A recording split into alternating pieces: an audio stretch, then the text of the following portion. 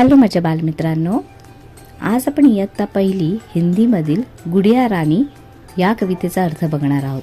चला तर मग बघूया या कवितेमध्ये आई आपल्या बाळाला कशी झोपवते. गुडिया रानी की पलकों में झूम रही है निंदिया, धीरे धीरे बोल रही है अब सो जाओ अखिया. या कडव्यामध्ये गुडिया राणीला खूप झोप आली आहे आणि तिचे डोळे तिला हळूहळू सांगतायत की आता झोपायची वेळ आली आहे, आपण झोपूया. कल फिर खिलने को है जो ऊँग रही वे कलियाँ, धीरे धीरे बोल रही है अब सो जाओ अखिया. बघा, या झाडांवरती छोट्या कळ्याही झोपल्या आहेत आणि त्या उद्या पुन्हा उमलणार आहेत. म्हणजे आपण जर झोप घेतली तर आपण सुद्धा नवीन दिवसासाठी तयार होतो. चंदा भी तो लाया भरकर तारों की वे डलियाँ, धीरे धीरे बोल रही है अब सो जाओ अखिया. तिसऱ्या कडव्यामध्ये चंदा मामा सुद्धा आकाशात आला आहे, तोही ताऱ्यांना सोबत घेऊन, आणि तोही म्हणतोय, बाळा आता डोळे मीट आणि झोप.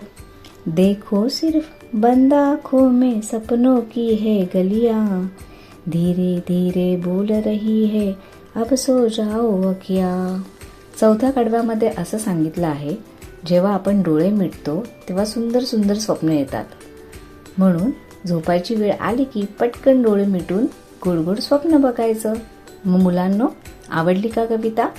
आपण एकदा एकत्र गाऊया.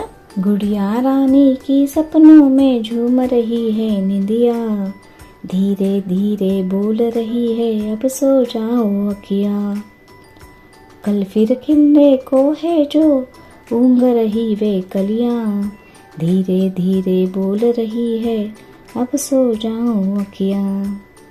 चंदा भी तो लाया भरकर तारों की वे डलियाँ, धीरे धीरे बोल रही है अब सो जाओ अखिया.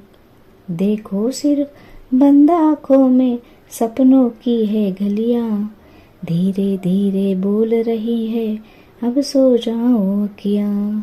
अब सो जाओ अखिया, अब सो जाओ अखिया.